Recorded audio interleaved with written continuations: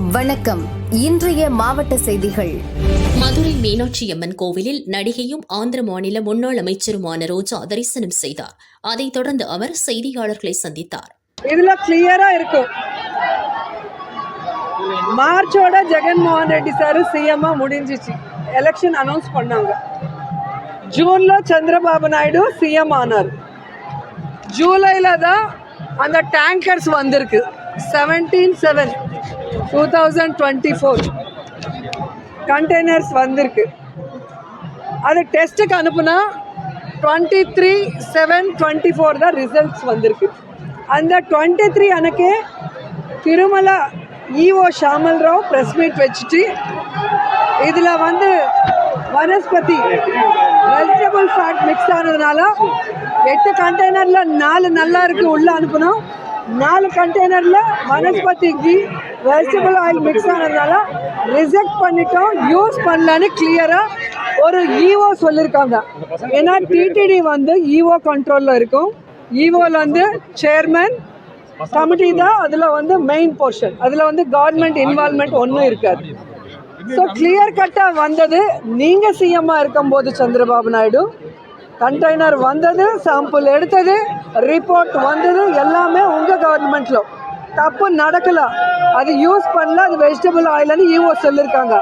ஆனால் நீங்கள் ஜெகன்மோகன் ரெட்டி பொலிட்டிக்கலாக ஜீரோ ஆக்கணும்னு ஒரு ராங் இன்டென்ஷனோட நீங்கள் பேசுனது இந்த ரிப்போர்ட்டில் டேட்டோட வெளியே வந்துருச்சு.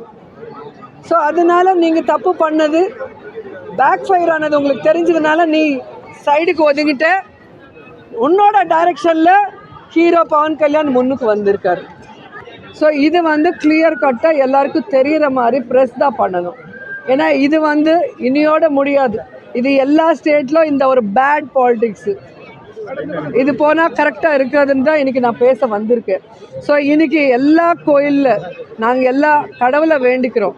இந்த சந்திரபாபு நாயுடு நல்ல புத்தி கொடுங்க, அவரால் முடிஞ்சால் நல்ல வேலை செய்ய சொல்லுங்கள், இல்லைன்னா வீட்டில் போய் படுக்க சொல்லுங்கள் ரிசைன் பண்ணிட்டு.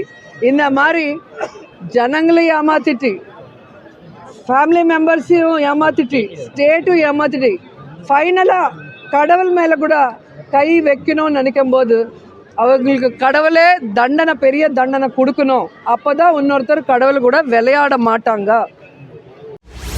இந்திய பெருங்கடல் அட்சரேகை பகுதியில் அந்தமானுக்கு தெற்கில் வளிமண்டல சுழற்சி உருவாகியுள்ளதாக இந்திய வானிலை ஆய்வு மையம் தெரிவித்துள்ளது.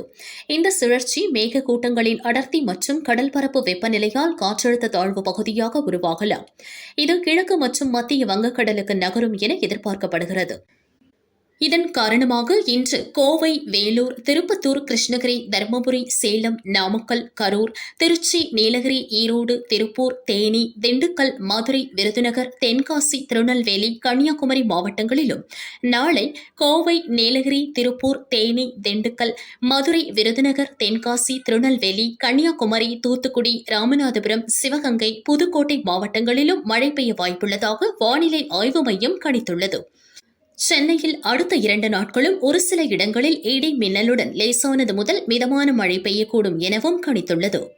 புரட்டாசி 2வது சனிக்கிழமையொட்டி உடுமலை திருப்பதி வெங்கடேச பெருமாள் கோவிலில் காலையில் பெருமாளுக்கு அபிஷேகம், திருமஞ்சனம், சிறப்பு அலங்காரம் மற்றும் தீபாராதனைகள் நடைபெற்றன.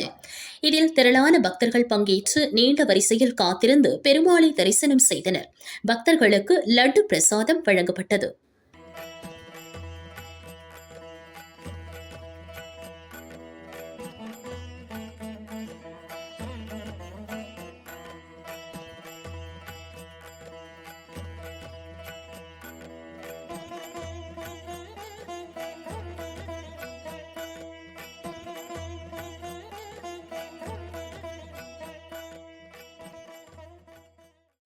திருப்பூர் மாவட்டம் உடுமலை அருகே உள்ள அமராவதி அணையின் நீர்மட்டம் 90 அடி.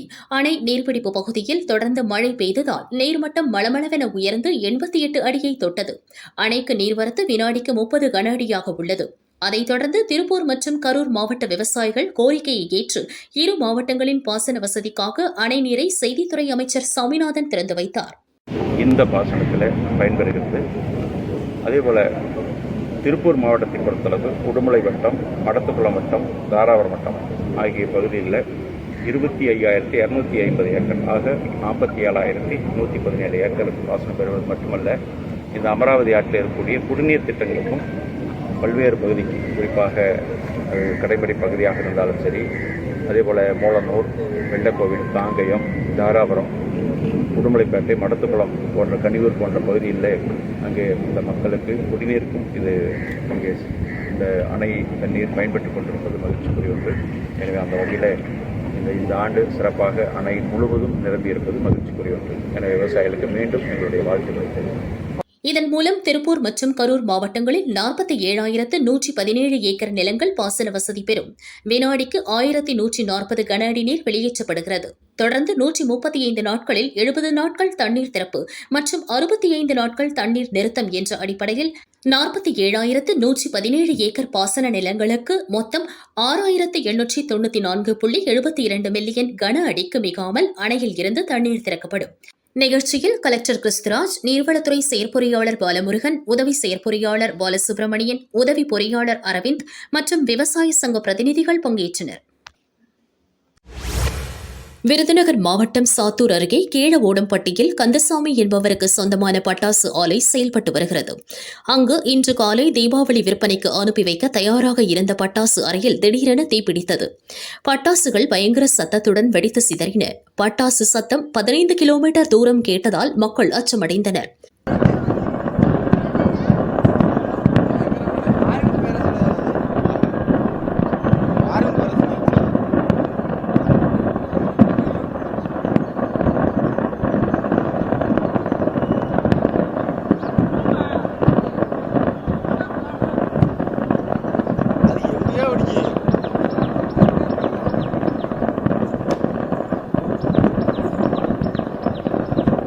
பட்டாசுகள் தொடர்ந்து வெடித்து சிதறுவதால் தீயணைப்புத் துறையினர் உள்ளே செல்ல முடியாத நிலை ஏற்பட்டது.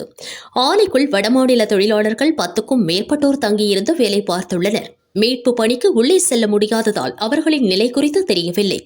பட்டாசுகளை இறக்கி வைக்கும் போது உராய்வு காரணமாக விபத்து ஏற்பட்டதாக முதற்கட்ட விசாரணையில் தெரியவந்துள்ளது. சம்பவம் குறித்து போலீசாரும் வருவாய்த்துறையினரும் விசாரித்து வருகின்றனர். உலக சுற்றுலா தினத்தையொட்டி சிறந்த சுற்றுலா கிராமங்களுக்கான போட்டியை மத்திய சுற்றுலா அமைச்சகம் அறிவித்தது. இந்தியாவின் ஆன்மாவான கிராமங்களில் சுற்றுலாவை மேம்படுத்த இந்த போட்டி கடந்த ஆண்டு அறிவிக்கப்பட்டது. கடந்த ஆண்டு இப்போட்டிக்கு 795 கிராமங்களில் இருந்து விண்ணப்பங்கள் வந்தன. இந்த ஆண்டு 991 விண்ணப்பங்கள் பெறப்பட்டன. அவற்றில் 8 பிரிவுகளின் கீழ் 36 கிராமங்கள் வெற்றி பெற்றதாக அறிவிக்கப்பட்டுள்ளன. இதில் பாரம்பரிய சுற்றுலா கிராம பிரிவில் சிவகங்கை மாவட்டம் கீழடியும், ஆன்மீகம் மற்றும் ஆரோக்கிய சுற்றுலா கிராம பிரிவில் நாமக்கல் மாவட்டம் கொல்லிமலையில் உள்ள மேல்கலிங்கம்பட்டி கிராமமும் வெற்றி பெற்றதாக அறிவிக்கப்பட்டுள்ளது.